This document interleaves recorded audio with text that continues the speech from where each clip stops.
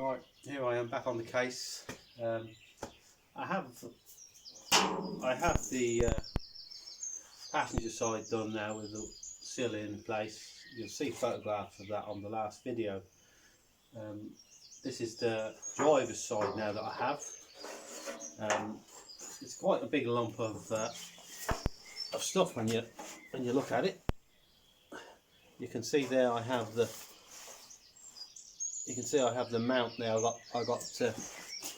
There's 10 mounts on our Range Rover, one of these. There's 2 at the front, 2 on the firewall, 2 here at the A posts, 2 just at the back doors, and then 2 at the cross member. So you've got 10 altogether. Now I bought 20 of them because I've got another Range Rover that I'm hopefully going to do at some stage, and I thought they're not going to get any cheaper.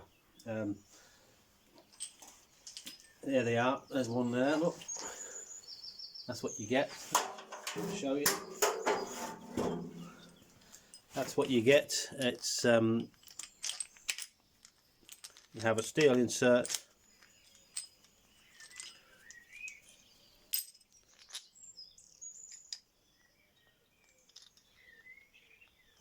You'll have to take my word for it. That's a steel tube welded to a washer, and then you have another piece, the other half, which pushes on, and then you have your big washer. Unfortunately, most of that stuff will go rusty, you know, in time, even though it is sort of plated.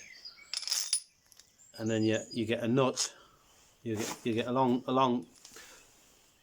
bolt, which is 9/16 AF, just to make it even more confusing, which is the original probably, and a lock nut. They're kind of too long really, but to help putting it together. So I've got 20 of those. €200. Yeah, it gets expensive. There's no real cheap way of doing any of this stuff. If you want to, I have reused them in the past when they weren't too bad, but I just thought this one, since I'm doing a sort of trying to make everything, you know, really good, I'm safe. I use new ones. There's the sill welded up, plug welded all the way down there, and I stitch welded it in a few places, especially around the area of the mounts, because that's where any stress is going to be. You know, it'll never come apart because it took me a hell of a job to get the other one apart, and that is it. Now you can see at the front what you have is just a bit of tin really.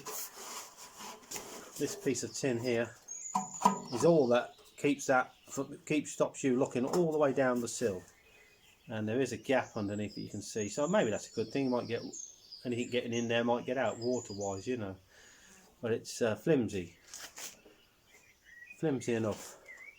And then the other end,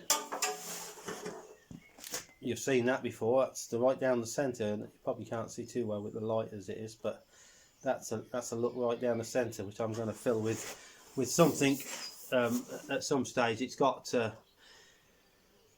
etch primer in it at the moment, and I cleaned all the black stuff, all this black finish, whatever that is. I cleaned it all off the other side of this, so it was all clean, roughened metal, and then etch primed it. So I'm going to spray something in it. That's it now. This is what I'm going to do next. Fit this. It's a big lump of a piece of metal, isn't it? It's half the freaking, excuse my language, half the side of the Jeep really when you look at it. So that's it.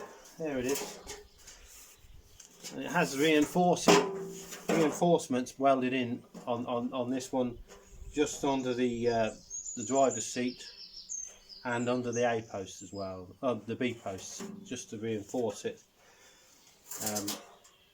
Not that anything could happen to that. That's got to be 2 or 3, 2.5 mil steel there, that inner sill. Right, let's go and get on with it.